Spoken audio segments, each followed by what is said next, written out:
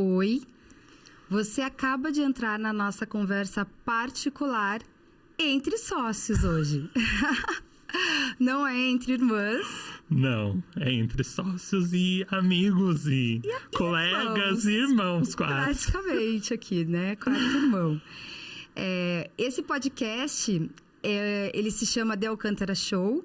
E a proposta dele é ser uma conversa, né, entre irmãos, entre sócios, convidados, pessoas especiais. E esse já é o 6º episódio dessa 2ª temporada especial, maravilhosa, gravada aonde, Kelvin? Gravada nos estúdios da Obra Prima Filmes aqui em Curitiba. Inclusive, gente, agora essa câmera que você está assistindo é uma Sony 4K. É, com lente super nossa. Ou seja, numa única temporada a gente já viu que vários evoluções aqui, entendeu? No próprio estúdio. Então, os tripés do microfone mudou. Tá, como vocês podem observar, estamos cada vez mais evoluindo, inclusive na evolução. Na evolução. Entendeu? Que a Obra Prima arrasa, é o melhor estúdio de podcast aqui de Curitiba, nosso parceiro, e que proporcionou a possibilidade de a gente estar proporcionando essa experiência cada vez melhor para vocês. Então, muito obrigada, Obra Prima. E olha que tem muita coisa legal, né? Esse ano também, para lançar, a gente tá completando 10 anos de Orna. Então, gente, enfim, mas isso é assunto quem acompanha já viu algumas coisas. Sabe, quem né? sabe, sabe. Não vamos nem falar sobre isso, apenas dar esse spoiler aí que vem umas coisas muito legais de filmes e coisas interessantes por vir. E hoje, Kel, o assunto, né? O que será que é o assunto? Com certeza que tá, né? Quem já viu o título já sabe. Mas nós vamos continuar a conversar sobre o quê? Posicionamento, reposicionamento, posicionamento político, várias coisas aí. Porque esse episódio deu muito o que falar. O pessoal curtiu bastante. Foi muito é o 4º, bom. né? É o 4º episódio. Deu Posicionamento. Que Quem não amou. Assistiu, vai lá assistir, né? Por vai favor, assistir, né? por favor, que tá muito completo. Com a Júlia, legal. com a participação da Júlia Participação da Júlia ao vivaço. Foi uma super conversa sobre posicionamento, muito legal. E aí, esse assunto gerou, né, bastante curiosidade. O pessoal pediu para aprofundar mais, Kel. Então, poderia ser até o título, né? Posicionamento, parte 2. Mas nesse episódio específico, eu acho interessante a gente trazer outros tópicos que envolvem o tópico de posicionamento, né? Como assim, reposicionamento, esteira de produtos, escada de valor. A gente vai falar sobre várias coisas legais aqui. E eu vou começar aqui essa conversa falando sobre justamente o que significa reposicionar, né? Reposicionar uma marca. Então, hoje em dia, a gente sabe também que muita gente fala sobre isso, né? Eu fiz o meu rebranding. Tá muito comum, assim, fiz o meu rebranding. E o mais engraçado de tudo é que tem muita gente que fala que, assim, por exemplo, sei lá. Gente, fiz um rebranding. Na verdade, a pessoa cortou o cabelo, né? Por quê? Porque tá ainda muito associado, realmente, essa ideia de que... Visual... Se você mudou alguma coisa no visual, é mais ou menos a mesma ideia, trazendo isso para a gestão de marcas de empresas, né? É mais ou menos a mesma ideia, né? Do tipo, eu fiz alguma mudança visual, então eu fiz já o meu rebranding, né? E enquanto que a gente sabe que não é isso. Não é isso. Não é isso. E outra coisa que é muito curiosa também, nesse processo em que as pessoas foram cada vez mais... se envolvendo com esse tema, entendendo sobre isso, é justamente o falar que está fazendo. Porque quem faz o reposicionamento ou rebrand, você não precisa apresentar que tá fazendo, né? Ou, na verdade, a pessoa vai sentindo essa evolução, essa mudança. A pessoa que precisa sentir, não é você que precisa comunicar. Exatamente. É engraçado isso, né? Porque, claro que hoje em dia não devemos ignorar o fato de que muita coisa mudou com a internet, né? De que as pessoas gostam de acompanhar esses bastidores. Nós mesmas somos, né, pessoas que gostamos de contar o que acontece por trás da empresa e tal. Mas ainda assim, isso né, passou a se tornar de um jeito tão curioso, inclusive até curioso, né? Que o pessoal começou a falar, gente, agora estamos passando por um processo de rebranding. E aí, exatamente isso que você falou, o público, a marca, né, ela é sentida. Exatamente. Ela é percebida pelo público. Então, ela não é explícita, né, ou falada. Inclusive, né, um medidor, se você não está conseguindo comunicar, é que você tem que falar literalmente alguma coisa, né? Porque tá tão difícil de o público entender que você vai ter que explicar de outras formas, se explicar muito. Colocar os pingos nos is. Colocar os pingos nos is. Por quê? Porque a comunicação, a forma da estratégia das ações, de como aquilo foi sendo colocado, implementado e conduzido, e organicamente, né, começa a se materializar e se naturalizar ali para o público, não deu boa, né? Então, assim, é muito interessante ver como até isso é um fator que é um erro, vamos dizer assim. Não que seja um erro, pode, né, cada um faz o que bem entender, mas que realmente não é a parte que gera uma conexão, de fato, com o público, uma aceitação melhor, inclusive. Porque quando você fica se explicando muito, o público também vem com muitas questões. E quando você só traz aquele novo posicionamento, né, gradual, orgânico, interessante, a coisa flui de um jeito muito melhor. Sim. E gera até muito menos ruído, né? Com certeza. E com uma base, né? Você precisa... pelo menos deixar pronto o terreno, vamos se dizer assim, para essa mudança, né? Você precisa estar ali em outros níveis da comunicação, não só na parte visual, mas vamos dizer aqui na questão mercadológica, você quer se reposicionar, vai ter que mudar o preço, tanto para mais quanto para menos, para onde que você quiser ir. Você precisa estar com todas essas outras linhas e esse outro terreno, tudo alinhado para atingir esse teu objetivo, que é essa tua transformação no final das contas. Porque um ou outro estando ali, não estando certo, não indo para o caminho certo, vai dar erro e vai dar problema na comunicação geral do negócio.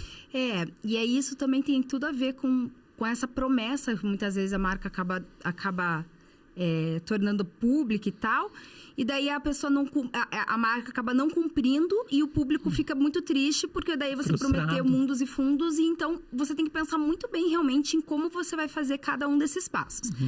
Mas para a gente agora entender, né, como que a coisa está sendo conduzida e tal, que a gente falou um pouquinho, eu acho interessante a gente explicar, então, o que é esse reposicionamento, ou quando eu preciso de um reposicionamento, né? E inclusive as diferenças entre rebranding, redesign e reposicionamento.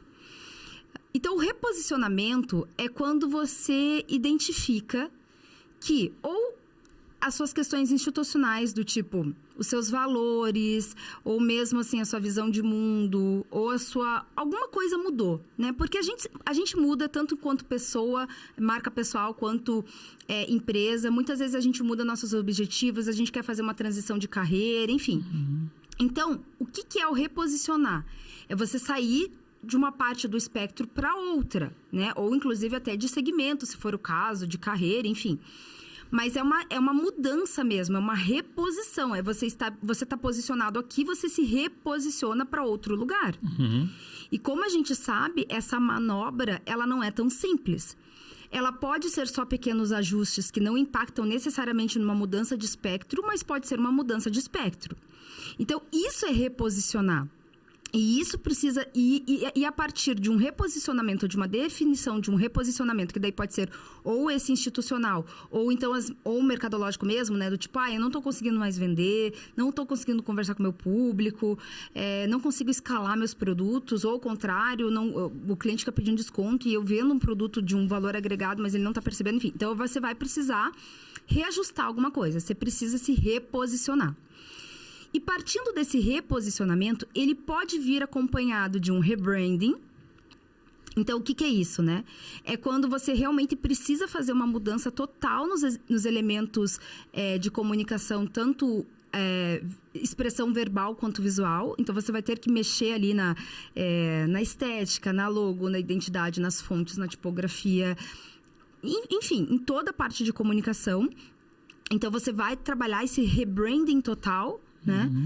Ou então, Não necessariamente. Às vezes você só precisa fazer um redesign, só um ajuste, um tipo de aplicação diferente, um tipo de detalhe na tipografia que você vai usar diferente, mas você não necessariamente vai mudar lá o espectro de onde você está. Entende? Que essa que é a grande diferença também. Eu tô me reposicionando. Às vezes nem tá, às vezes você só tá fazendo... Por exemplo, o corte de cabelo. O corte de cabelo, no caso, seria um redesign, entendeu? A não ser que realmente você cortou o cabelo e mudou de profissão, entendeu? Daí tudo bem, daí você tá se reposicionando. Ou sei lá, eu atendia... Vamos supor que eu sou uma médica, eu atendia crianças, eu era uma médica pediátrica e agora, sei lá, eu atendo... Não sei. Dermatologista, sei lá, adulto.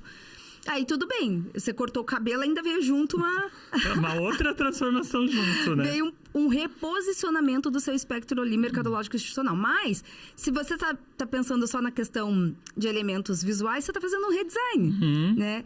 E que pode ajudar a se conectar muito mais com o seu público e tudo mais.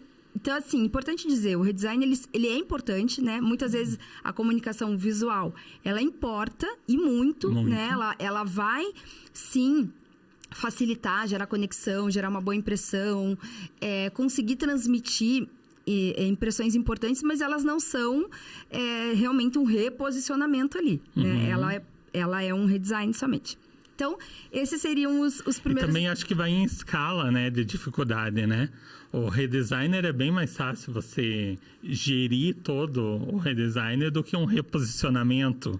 Total. Né? Ele vai muito mais a fundo ali. O redesigner não. O redesigner é como você falou, um corte de cabelo, uma mudança na logo. A gente tem casos como o da Coca-Cola, né? Que ao longo de tantos anos foi alterando aos poucos a logo, mas não fez grandes mudanças, né? E aí, assim... Um exemplo de rebranding, para ficar claro. Então, recentemente, acho que a gente até falou isso no episódio 1, né? A Zara, ela fez aquela mudança da comunicação visual de todas as lojas e tal. Mas ela não mudou o posicionamento, ela continua sendo uma marca popular. Mas por algum motivo, né? Eles fizeram ali uma mudança... aproximaram um pouco ali a fonte, ficou tudo mais juntinho e tal, e tiveram que mudar em todas as lojas de todo mundo. Imagine a movimentação toda para fazer essa grande mudança. Mas ainda assim, ela não é uma mudança do posicionamento. Ela é num rebranding, né, que veio ali, que precisou fazer um ajuste, provavelmente durante...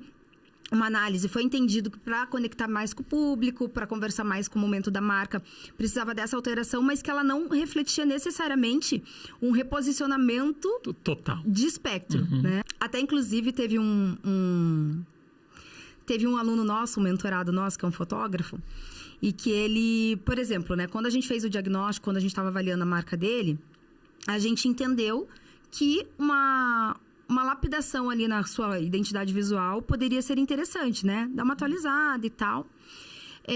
Mas aquilo não impactou em muita coisa, assim, né? Ou seja, ele continua vendendo os mesmos valores de pacotes para o mesmo público. Então, a gente alterou ali os materiais gráficos, visuais, alterou o portfólio, atualizou com esse redesign que ficou mais adequado e mais... impactante para o público dele, mas continua conversando para o mesmo público. Ele só vai ser mais atrativo, ele vai vender mais fácil, ele vai gerar conexão muito maior, né? Ele passa muito mais a mensagem da marca, né, desse fotógrafo, mas não, enfim, não mexeu na essência e tal, né? Então, esses que são as camadas ali que vão diferenciando entre um reposicionamento, um redesign ou um rebranding, né? Até porque, né, a evolução própria da direção de arte, do designer, da identidade visual, ela vai acontecendo ao longo dos anos. Então, uma coisa que era super focado naquele público dele há 10 anos atrás, hoje em dia já não se conversa tanto. Então, por isso que se faz um redesign das marcas, né? Falamos da Coca-Cola, teve caso do McDonald's, que mudou as lojas também e tudo mais, para trazer um outro tipo de visão ali para o público que estava amadurecendo junto com a marca. Então, tem tudo isso, né? A evolução no tempo mesmo, no tempo que a gente se encontra também é muito importante você verificar. A Zara não deixou aquele posicionamento dela, não é diferente dos 10 anos atrás. Não. Né? É o mesmo. A única coisa que mudou foi a identidade, o que se diz que é para aquele público, para aquela posição que ela ocupa, o que se diz que comunica-se melhor com aquele público naquele momento do mundo, de tudo. E até para ela conseguir se destacar em relação às outras concorrentes do mesmo segmento. Mas aí que eu acho legal, eu acho que a gente tem conseguido, e eu tenho visto, gente, uma movimentação já lá no Threads, uma galera já... essa pauta começou a aquecer, o pessoal está começando a falar sobre isso, é muito legal. Tem muita gente compartilhando nos stories, em várias outras redes sociais, levantando essas discussões, porque até então a gente estava aí, né? Ninguém estava falando sobre isso, a gente vendo essa confusão sobre o que é posicionamento e tal. E confundindo muito realmente, né, com essa questão da imagem em si. E eu até gosto de uma definição que eu acho muito interessante, que é a seguinte. O posicionamento, quando a gente pensa em posição, a gente pensa num lugar, certo? Sim. Então é aonde. A posição é aonde. E a imagem é como, né? Então, assim, se a gente for resumir, né? A gente pensa assim, o que é posicionamento? Porque muita gente fala, e vocês podem, sei lá, escutem aí outros podcasts. É batata. Você começa a escutar, posicionamento é a imagem que a empresa quer, ou é a imagem que ela é percebida. Não é. Porque o posicionamento é esse lugar, é o aonde, e a imagem, ela é o como. E a imagem é intencional, né, que é quando você faz essa gestão, é onde você quer estar. Mas também tem a imagem que você no caso, né? Que não necessariamente é onde você quer estar. Tem uma grande diferença aí. Que também tem uma diferença. Então, eu acho que hoje, assim, muita gente trabalha a imagem, o que é muito importante, ajuda, é muito legal, mas não é o posicionamento. Né? Exatamente. Não, e outra confusão, eu acho que também gera, você falou sobre a confusão dessa questão, né, de posicionamento e imagem, o posicionamento em si. O pessoal acha que precisa ter um posicionamento focado em mercado de luxo, ou, né? Ou tudo aquilo. Você fez um vídeo no Reels bem legal sobre o pilão e o Nespresso, né? Isso. Tudo. Justamente explicando ali que as duas têm posicionamento, nenhuma tá errada. As duas têm branding, nenhuma tá errada. A única coisa que muda é exatamente aonde que elas querem e como elas querem ser vistas. Eu até fiz ali um comparativo, fiz uma pesquisa mesmo para ver em questão de faturamento. As duas são tipo monstros em questão de, enfim, né? Super importantes para o segmento e tal. Tanto que até se a gente for olhar o Café Pilão, ele acaba sendo até... Porque a Nespresso é um café que ele tem uma relevância mundial. Sim. Mas ali, se você for pensar o Café Pilão, ele tem quase um faturamento tão expressivo, só que só no Brasil. Então, assim, se você fizer esse comparativo, você pode até pensar, poxa, será que é uma marca que não tem brand? Que não tem importância, né? Enfim, porque eu lembro que a legenda, né, desse post era justamente isso, dizendo que olha, se você tiver um produto mais high ticket, você vai faturar muito mais, você vai ganhar muito mais, gera muito mais valor.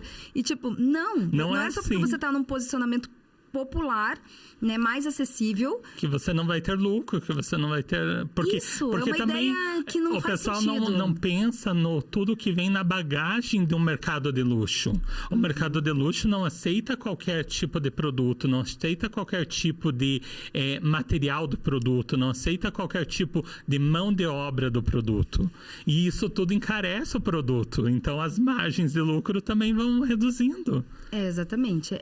Realmente são objetivos diferentes, atendem necessidades diferentes. Enfim, é literalmente uma escolha de negócio que precisa estar muito alinhada com o que é a proposta do negócio, né? Se eu tenho fábrica, se eu não tenho, o que eu quero.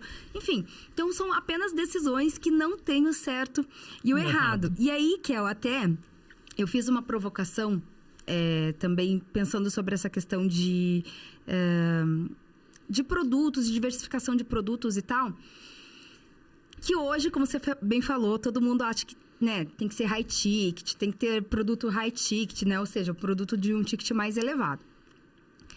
E, em partes, pensando em estratégia de negócio, é recomendado que realmente você possa ter produtos um pouco mais elevados, um pouco, né? Você ter uma diversificação. Uma esteira, né, de produtos. Uma esteira de produtos, uma diversificação de produtos. E aí eu comecei a pensar, por exemplo, na Omo. Porque eu tava assim, em casa, pensei que é uma coisa bem popular que tem de mercado, assim, a Omo. Então, a Omo são os produtos que a gente tem no mercado, né, de limpeza. Já tem uma variedade ali de produtos grande, né, para atender ali o público, mas é um produto com um valor bem, né, acessível. Aí, eles já trabalham algumas variações ali de trabalhar alguns produtos mais premium. Por exemplo, eles têm lá um sabão um sabão para roupas íntimas, que eles vendem só em algumas farmácias premium, que já custa, assim, 3 ou 4 vezes mais que aquele produto ali, né, o sabão em pó lá, o sabão líquido que tem no mercado, mas tudo bem. Mas ainda assim, não é um produto high ticket, se a gente for pensar, né? Não é um produto high ticket. Mas já é uma diversidade, beleza. Eu fiquei pensando, mas será que eles não têm high ticket? Aí olha só o que eu pensei, o que eu lembrei, né? A Omo, eles lançaram as lavanderias Omo. Sim. E as lavanderias Omo, elas continuam atendendo o público consumidor final, que é o que gosta da Omo, e ele quer dar o quê? Acesso, facilidade, só que através de um serviço. Então, já muda ali a experiência, já tem um valor agregado, é um pouco diferente, obviamente, só do produto final, mas, ainda assim, se mantém numa categoria popular, né? Porque tá atendendo ali o público. Só que aí que tá. O cliente, agora pensando em negócio, Omo como empresa, por que a lavanderia é um produto high ticket? Não para o consumidor final, porque ele mantém o posicionamento final, mas porque ele vende a franquia. Exato. Então, quanto que é para ter uma franquia da lavanderia da Omo? Sei lá, vamos chutar aqui, 300 mil reais? Porque ali ele tem um outro cliente que é um franqueador, então ele vende um produto de high ticket, mas ele mantém um posicionamento. O que também é o argumento que prova que você pode ter, inclusive, um produto high ticket e não necessariamente mudar o seu posicionamento popular, se você tiver uma estratégia interessante de negócio. Porque realmente ele não está lidando com o público final, né? Ele está lidando com, nesse caso, ele está vendendo a Omo, está vendendo a franquia para um franqueado que vai vender o produto final, nesse caso, o serviço final, que é o serviço de lavanderia. E o mais engraçado dessa questão também é a posição dessas lavanderias.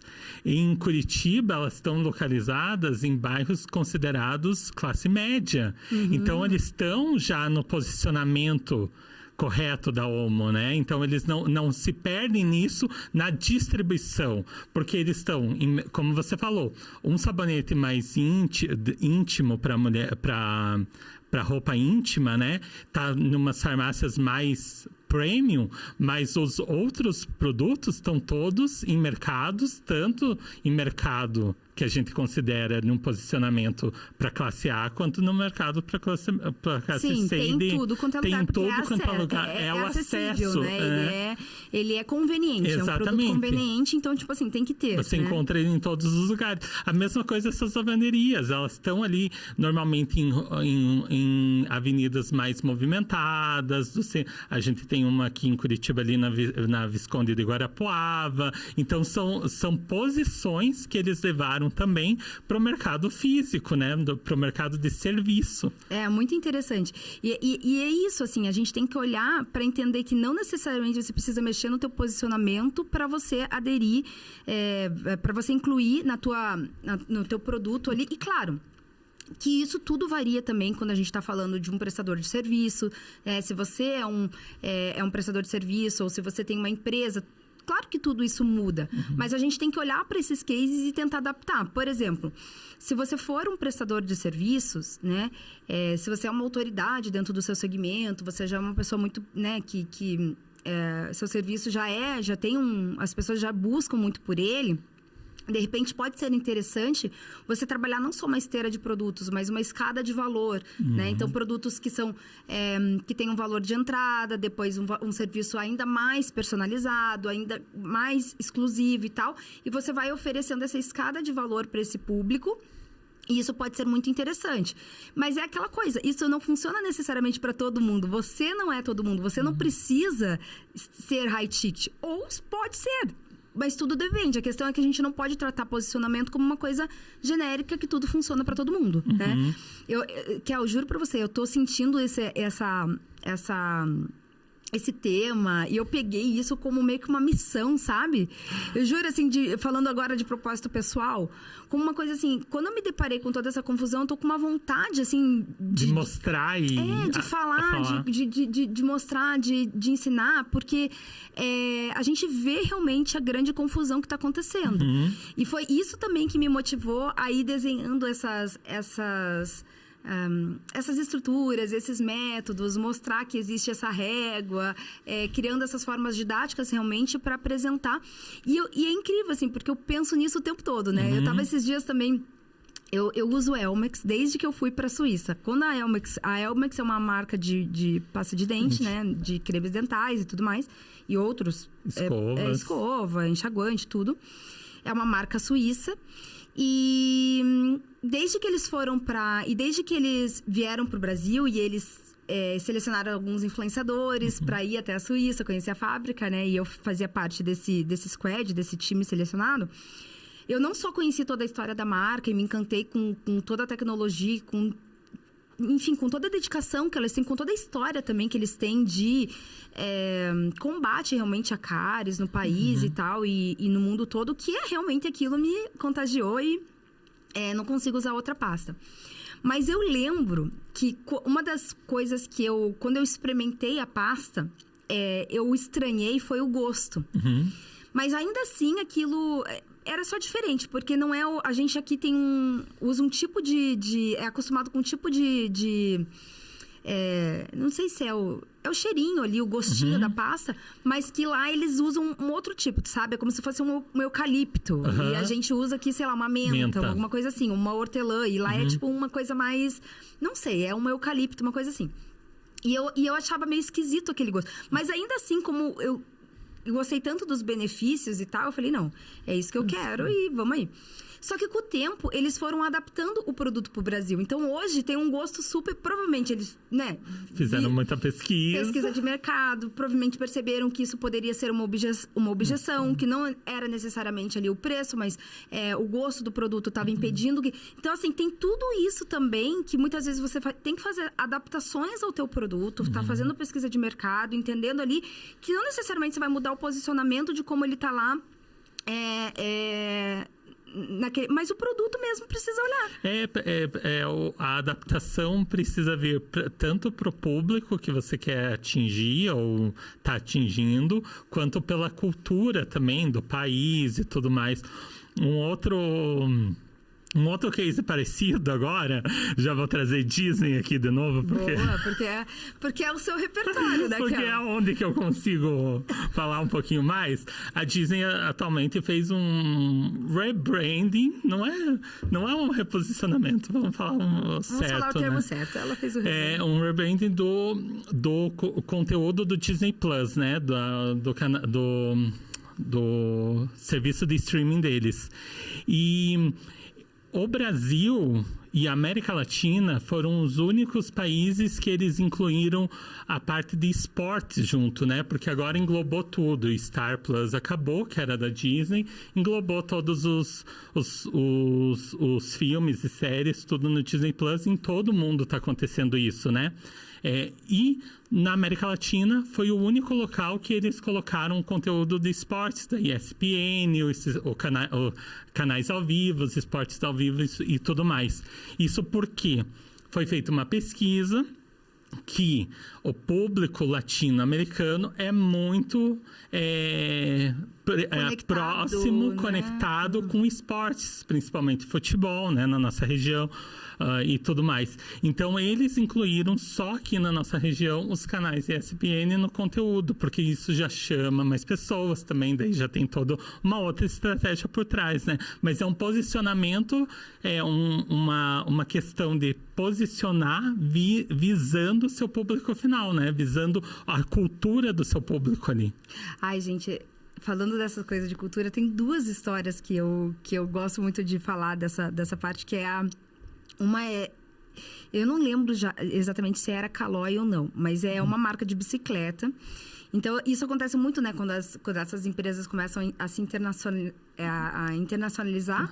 E aí, elas se deparam com essas questões culturais que até então não eram barreiras no seu país, né?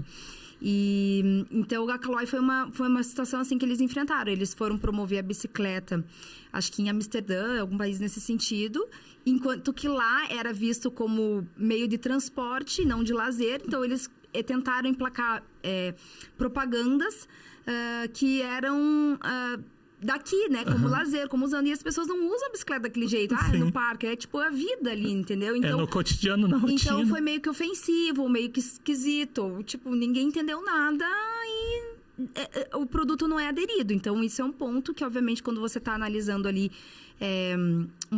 provavelmente, quando você vai trabalhar com uma cultura, né, diferente, você vai ter que reavaliar como você vai posicionar essa marca, né? Porque podem ter ali algumas alterações. E outra é o McDonald's, né? Quando foi para o Japão com o Ronald. Então, ele tinha lá o rosto branco. E no Japão, o rosto branco é símbolo de morte ou alguma coisa mais assim, né? E aí... As crianças ficaram apavoradas com os comerciais com aquele... Tudo bem que ele é bem feio, né? Tanto é que ele já foi tudo descartado, bem que ele já tá descartado faz tempo, porque, pelo amor de Deus, né? Até pra quem não era do Japão, aquele bicho é feio, vamos combinar, né? Mas, realmente, houve todo um ruído ali, né? E uma... Porque é isso que eu falo. Eu acho que, assim, quando você tá pensando na comunicação, quando você tá pensando no posicionamento, quando você tá pensando... Como você vai se expressar para o mundo enquanto marca, enquanto pessoa, é muito um se importar com as pessoas. Porque é isso, se você se importa com aquelas pessoas daquela região, você vai, no mínimo, entender como que elas pensam, agem, acreditam, que elas acreditam e alinhar e trazer algo que o teu produto vai beneficiá-las. Respeitando... Toda essa parte cultural. Toda a sua cultura, todas as suas tradições e tal. Então, a comunicação verdadeira, ela não é uma preocupação que você tem consigo mesmo, entendeu? Assim, claro que é importante também, claro que você quer se diferenciar, claro que não sei o quê. Mas, no fundo, é quando uma empresa, ela tem tanta vontade de entregar, ela tem tanta vontade que aquele produto que ela tem ou aquele serviço realmente mude, impacte na vida do seu cliente e tal, que ela tem toda essa preocupação de como passar aquilo, de prometer uma coisa que ela realmente pode cumprir. E aí ela conquista uma boa reputação, né? Sim. Porque ela se mantém ali daquela forma. Então, é interessante pensar nessa inversão de lógica, porque às vezes, e muitas vezes, podem ter pessoas que têm essa objeção também. Eu não vou trabalhar marca porque eu acho que isso é tão arrogante, me promover, me autopromover. Ou o contrário, né? A pessoa se acha tanto que acha que o produto vende por si só. E não, então quando você inverte a lógica e você fica pensando que, na verdade, se você está fazendo isso é porque você tem uma preocupação com o público e com as pessoas, eu acho que isso acaba trazendo um sentido também para a comunicação, inclusive para as pessoas mesmo, né? Para quem está com vontade de gerir a sua marca. Você tira o foco muito, você está fazendo isso porque você tem que trazer clareza ali, conexão com o seu público, né? O principal, conexão, né? Que daí você gerando essa conexão verdadeira, né? Porque, querendo ou não, a gente sabe aí que pode se fazer um pouco uma comunicação... Faço uma coisa na tela, mas por detrás não faço o que eu falo, né? Minha posição que eu tenho. Mas o importante é trazer essa conexão com o público que vai comprar a sua ideia, vai comprar o seu produto. E essa conexão vem com esse cuidado, com o cuidado de você saber para quem que você está falando, o que você está falando, para quem que você está falando, como que você está falando. Eu tenho uma teoria que é o que... né? Eu e as minhas teorias. Mas é que assim... Quando a gente passa a estudar muito sobre esse assunto, Você vai vendo que tem alguns discursos e algumas questões que acabam... tem a intenção, muitas vezes, de ajudar, mas acabam realmente dificultando a coisa para quem tá tentando gerenciar sua marca, ter um posicionamento legal e tal. Então, uma das coisas que eu percebo é que a gente escuta muito, e eu entendo também, claro, né, o propósito disso, que é assim, você tem que buscar o seu diferencial, né? Então, assim, por que um cliente vai comprar de você se você... o que você tem aí de diferente para entregar? O que você vai ser diferente? Qual que é o diferencial? E isso acaba até sendo uma pressão, né? Do tipo assim, meu Deus... porque é uma pergunta difícil de responder, Sim, gente. O que eu tenho de diferente? Eu preciso ter uma coisa de diferente. O que é o meu diferencial e tal? Só que, Kel, se você parar pra pensar, né? Assim, na parte bem... Um pensamento até bem simplista, mas assim... Cada um de nós já é diferente um do outro. Tipo, ponto, né? Cada um já tem um DNA, uma identidade única. Super única. Uma formas... Você pode até... é parecido, não sei o quê, mas, gente, cada um é único, né? E a marca é a mesma coisa. Cada marca é única. Então, a ideia de você criar um diferencial ou buscar um diferencial fora, eu acho que é o que dá um nó geral na cabeça. Porque...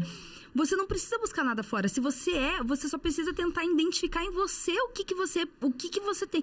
Mas aqui eu não tenho nada diferente. Claro que tem. Você por si só já é você, entendeu? Diferente. Só que qual que é a grande dificuldade? É a gente entender cada um e os seus atributos específicos que só você tem. E qual que é o desafio, então? Como saber comunicar isso?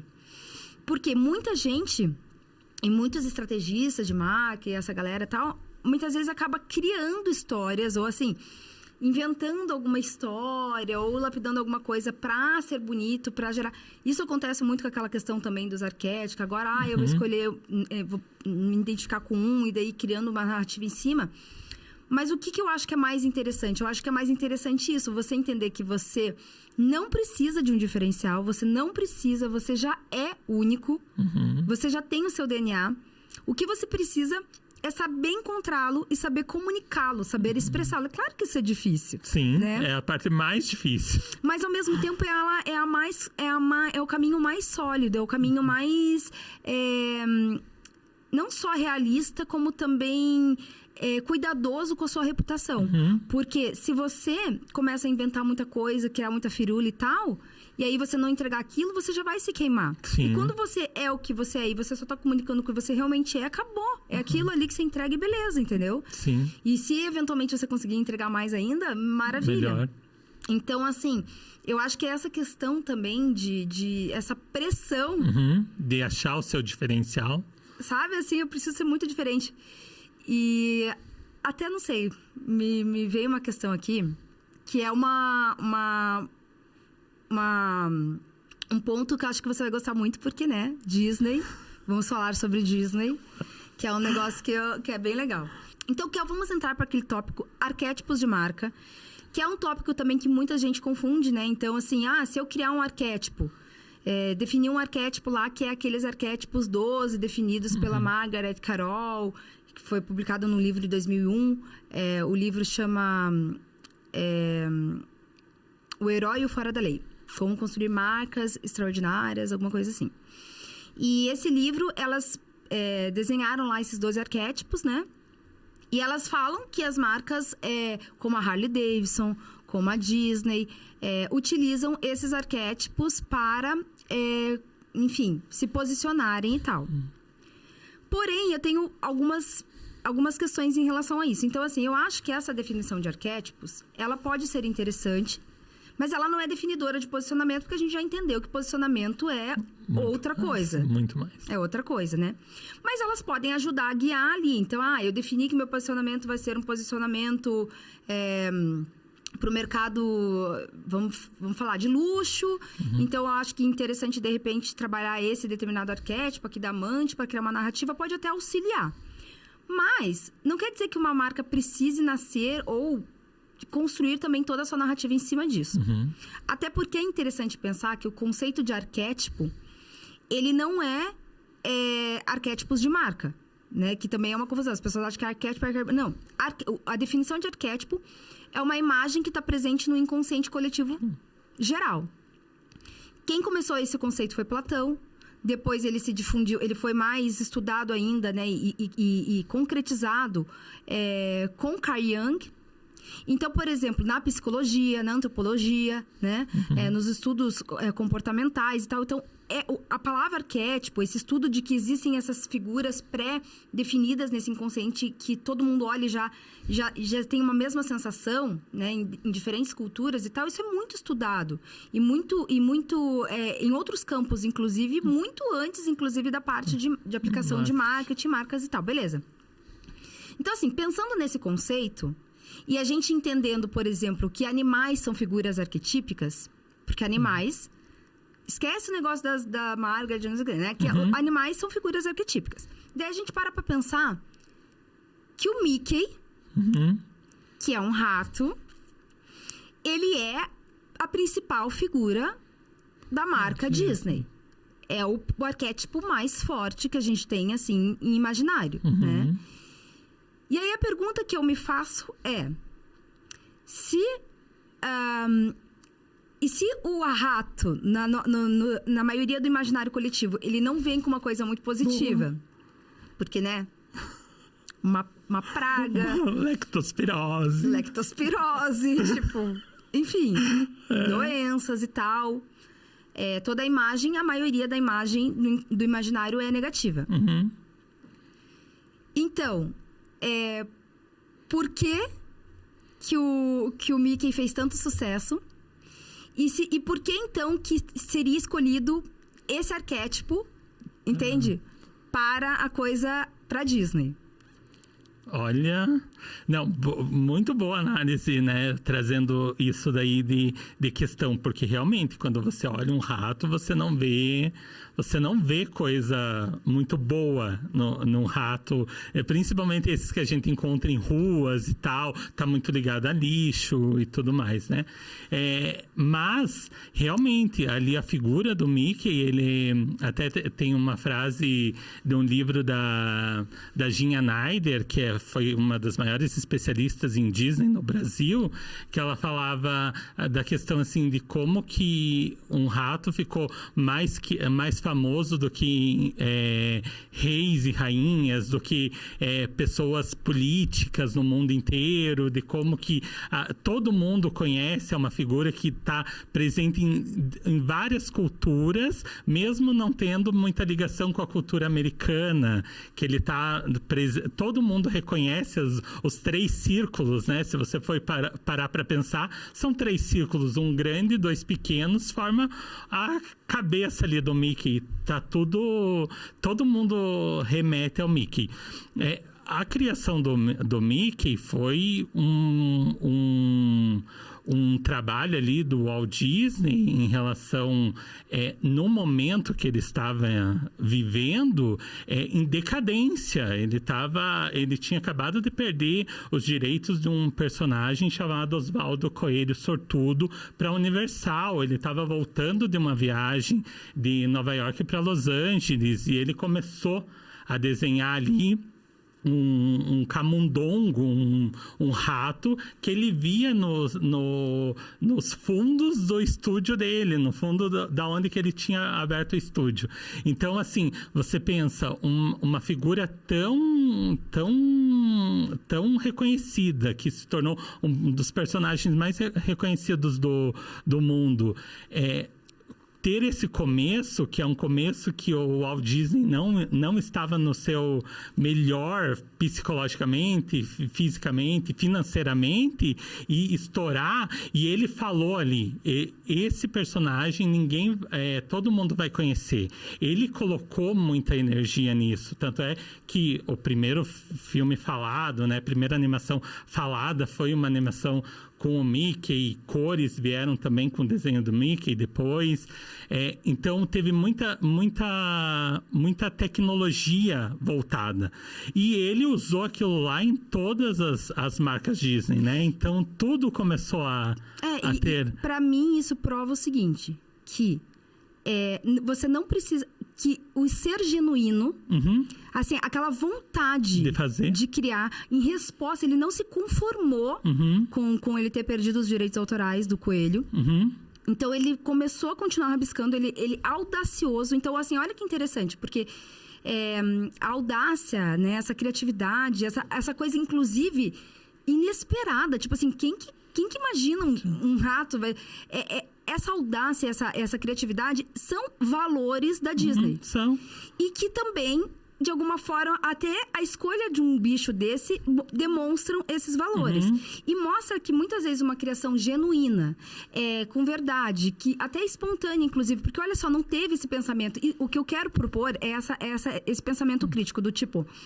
Naquela época não tinha essa história de arquétipo de marca, que não sei o que lá, que agora você vai criar uma narrativa do ingênuo, do mago. Não. Tipo, isso é uma leitura que as pessoas têm hoje sobre como foi. Mas como foi realmente criado, não foi assim. Foi se moldando, né, com o tempo. Só que se você parar pra pensar em alguns elementos, faz muito sentido. Por quê?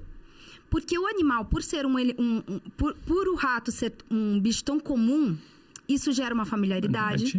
Aí eu fiquei até pensando, na época que era mais ou menos os anos 20, a higiene não era como é hoje. Então as pessoas viam muito rato, realmente assim, tá aqui, tá vendo um bicho ali. Então era um bicho muito mais familiar para as pessoas do que é hoje. Sim. Então isso é um ponto.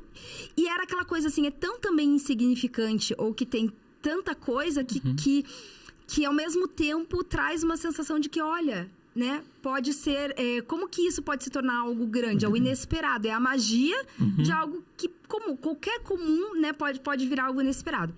E o mais interessante de tudo é que se você pensar mais a fundo, por exemplo, o rato, ele também é bem pequenininho.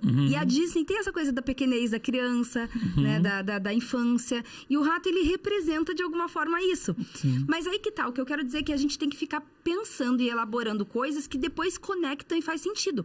Mas no imaginário coletivo, que é o significado de arquétipo, que é o que todo mundo pensa de primeira, é lixo, leptospirose e coisa ruim. Exatamente. Não, e é muito visto assim, que como você falou, né? Começou com uma coisa ingênua, pequena. O teu produto, o teu serviço, você pode, e na maioria das vezes é assim, né? Começa com uma dor tua, daí você quer dar pro outro.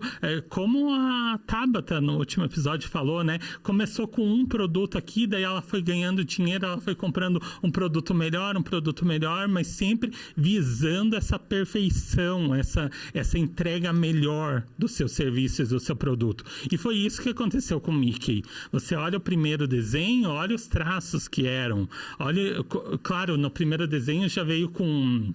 No segundo desenho ele já apresentou o Mickey com som e tudo mais. Já é um avanço tecnológico para uma animação, né? Então você, mesmo tendo uma coisa simples, fazendo um extraordinário serviço completo ali, né? Você vai conseguindo angariar o teu objetivo maior. E aí eu penso da mesma forma a Harley Davidson, né? Que falam também, eles usam o arquétipo do explorador, do rebelde, sei lá. Mas assim, também foi uma coisa mais orgânica que aconteceu a partir da comunidade que começou a se reunir no produto. Então assim, eu não tô querendo dizer que as marcas não usam, que hoje elas não podem pegar e que você não pode usufruir de todas essas ferramentas maravilhosas para construir suas narrativas e tal. Maravilhoso. São ferramentas. São ferramentas e fantástico. Mas o que eu quero dizer também é que nem sempre o óbvio... Inclusive, assim, o menos óbvio pode ser mais fascinante, pode ser mais interessante. E isso também conversa um pouco agora, que é trazendo com o pato da Warner, né? Sim. Porque, assim, o pato também, teoricamente, é um arquétipo que se você for colocar ali... ou é o comum, né? Tipo, não tem nada demais. Por que você vai escolher um pato? Então, assim, claro que é uma narrativa um pouco mais, até mais refinada, vamos dizer assim, né? De você...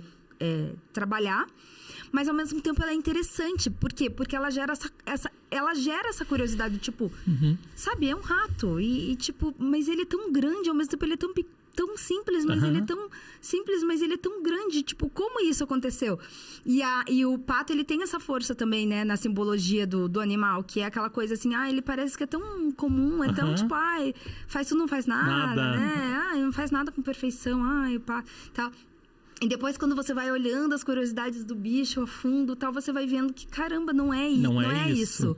E por isso, conecta tanto com elas, e por isso tem tudo a ver, porque realmente tem as características, realmente são as essências da marca, de como ela é construída e tal.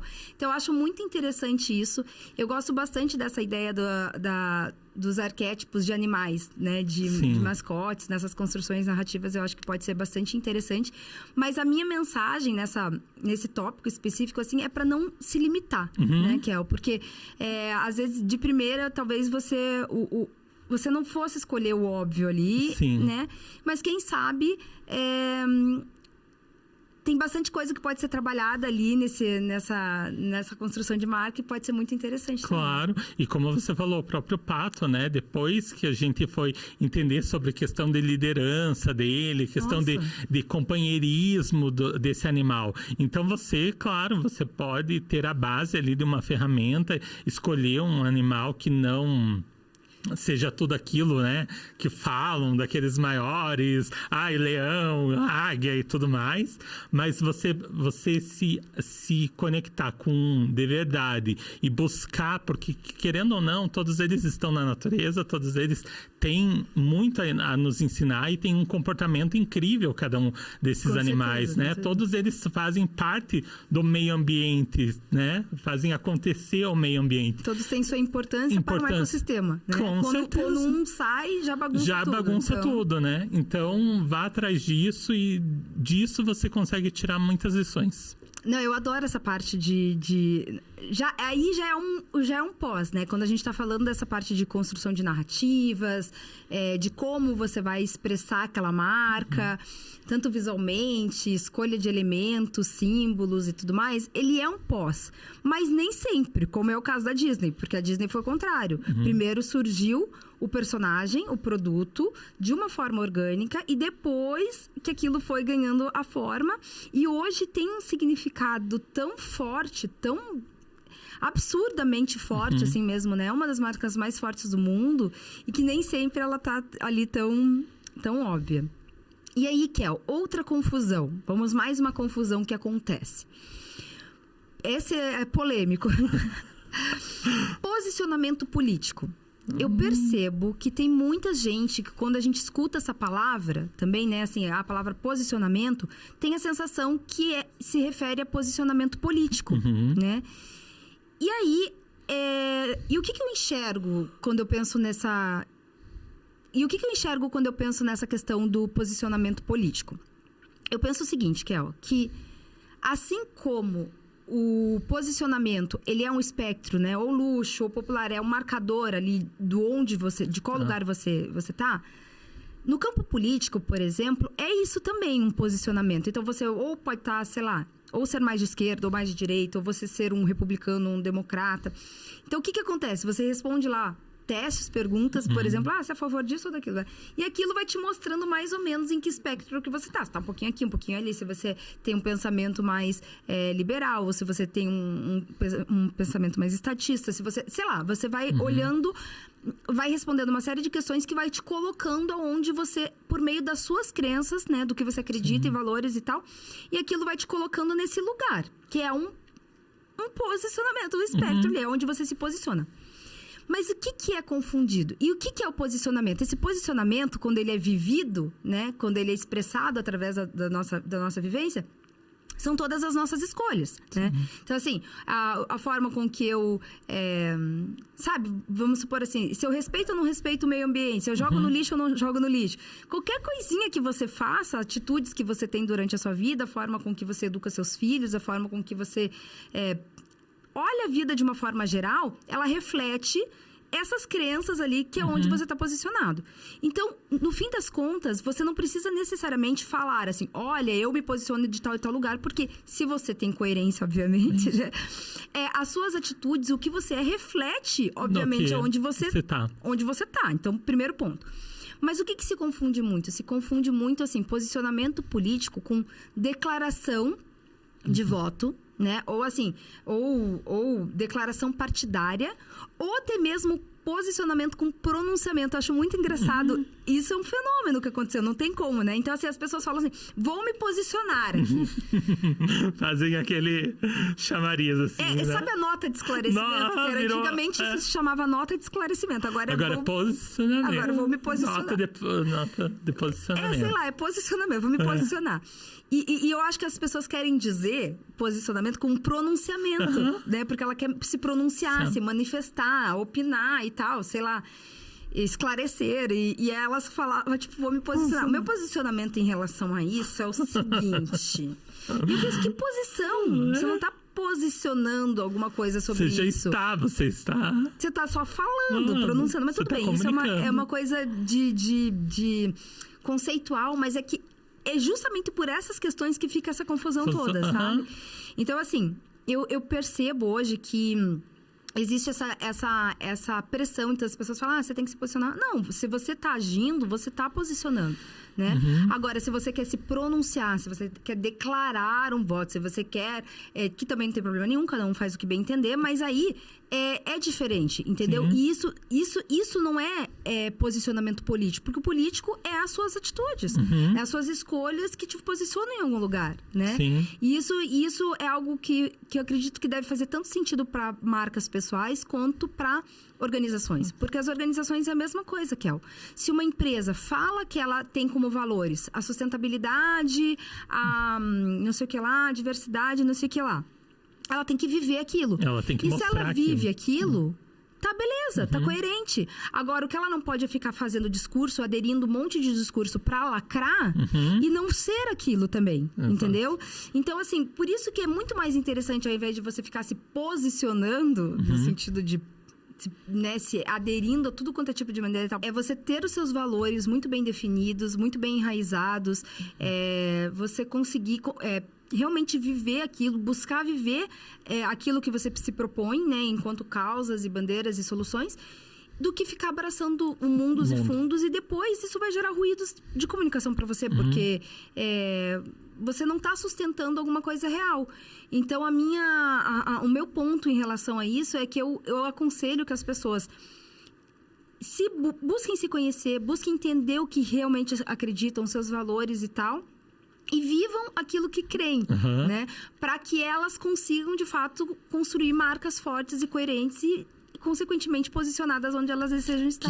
Que vai ser nas atitudes, no final das contas, vai ser nas atitudes dela que ela vai demonstrar esse posicionamento, ela vai apresentar esse posicionamento, né? Porque aquela coisa que a gente falou lá no começo, no fim das contas, até para fechar com chave de ouro. O posicionamento, ele não é falado somente, você pode até falar, mas ele é principalmente percebido, sentido, vivido, né? Então, assim, não faz sentido muitas vezes você ter lá, a minha missão aqui é não sei o quê, ou meus valores são tais. Bonito na escrita, né? Que é o que acontece muito na teoria, mas não é vivido na prática. E aí, enfim, aí passa a ter todo o ruído. Então, é interessante pensar nisso, que o posicionamento, ele é isso, é você... viver de fato o que você acredita. Exatamente. Né? Colocar em prática o que você acredita. Colocar em prática o que você acredita. Adorei, Kel. Foi muito bom. Obrigada pelo super papo. Passamos por vários pontos. Passamos por vários pontos aqui, falando sobre reposicionamento, falando sobre esteira de produtos, falamos sobre... Trouxemos cases, sobre diferencial, sobre... Enfim, muita coisa, né? Até chegar em posicionamento político.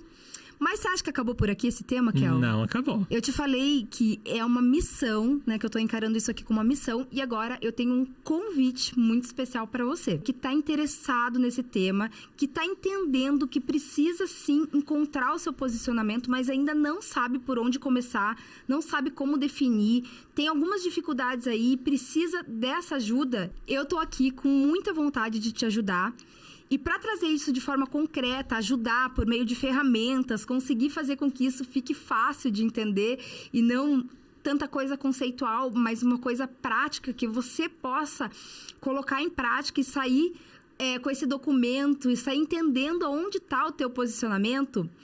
Eu preparei uma coisa muito especial. Estamos preparando, né, Kel? Muito especial. No dia 22 de julho, às 19 horas, eu vou oferecer gratuitamente uma super aula, uma masterclass, serão mais ou menos ali 3 horas, onde nós vamos trabalhar uma imersão no seu posicionamento, vamos passar por todos os tópicos importantes de como encontrar esse posicionamento e dar esse direcional que você precisa. Eu tenho certeza que se você se comprometer com isso, não tem como, tá, gente? Não tem como você não trabalhar o seu posicionamento, definir esse posicionamento e depois, claramente, trabalhar as ações de comunicação que irão te posicionar nesse lugar, que você não vai ter resultado, que você não vai se destacar. É impossível. Todas as marcas bem posicionadas, elas conseguem uma boa posição na mente dos consumidores.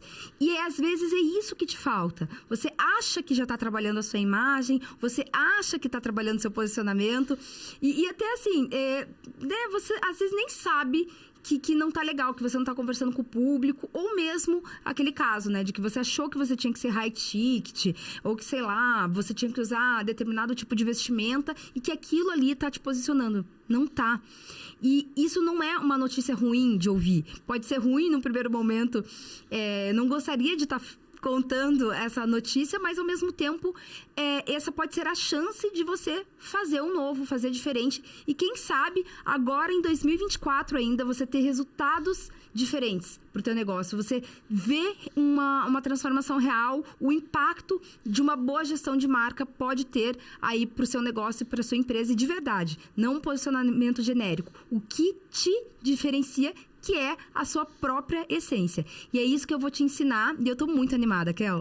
Nossa, o material tá muito bom. Tô acompanhando. Tá maravilhoso. Inclusive, para se inscrever é só acessar o link que tá aqui embaixo. O link que está aqui na descrição deste vídeo. Lembrando, gente, que para você ter acesso aos materiais de apoio, que você vai poder fazer os exercícios práticos e tudo mais, é só recebendo o link por e-mail, né, Kel? Isso. E o link da aula mesmo, do acesso, a gente vai enviar por e-mail também, né? Por e-mail, tudo por e-mail. Eu te vejo, então, no Espectros do Posicionamento, a minha Super Masterclass, no dia 22 de julho. Kel, e esse foi o nosso último episódio dessa temporada. O último episódio, 6 episódios do The Alcântara Show, 2ª temporada. Aqui direto nos estúdios Obra Prima. Pois é, e pra quem não assistiu, né, os episódios anteriores, corre lá, assiste na playlist, que tem conteúdo muito bacana sobre posicionamento, tem com a Bárbara sobre a Orna, tá bem bacana. Os primeiros episódios são só especiais de 10 anos de Orna, que a gente faz uma recapitulada aí na marca, conta a história bem legal, com a participação especial da Bá. Temos também convidadas, o pessoal pediu muito convidados, a gente sempre quis, né? Sempre. Fazer convidado, nunca tinha dado certo, e dessa vez a gente trouxe a nossa convidada e também aluna, faz... eu esqueci de dar um recado sobre a mentoria, inclusive, que eu tava indo falar que a Tabata faz parte da nossa mentoria. No dia do Espectros do Posicionamento, eu também vou abrir a próxima turma de mentoria. Olha. Tá? Do Deixa Sua Marca, a mentoria coletiva, o pessoal tá doido, querendo saber quando que é. Então, né, sem mistérios, claro que sim. Vou preparar a próxima turma de mentoria, então vai ser uma oportunidade, eu acredito que esse ano não vai mais ter.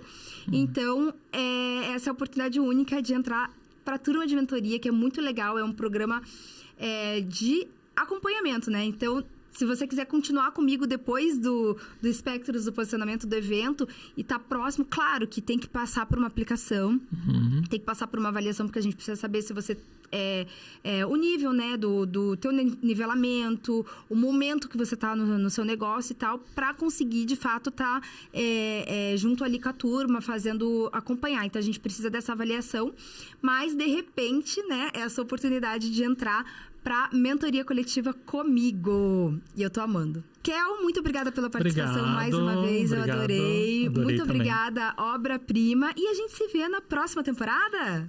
Você quer a temporada 3? Então comente muito, deixe milhões de likes nesse vídeo. Exatamente. Bora. Um beijo. Tchau, tchau.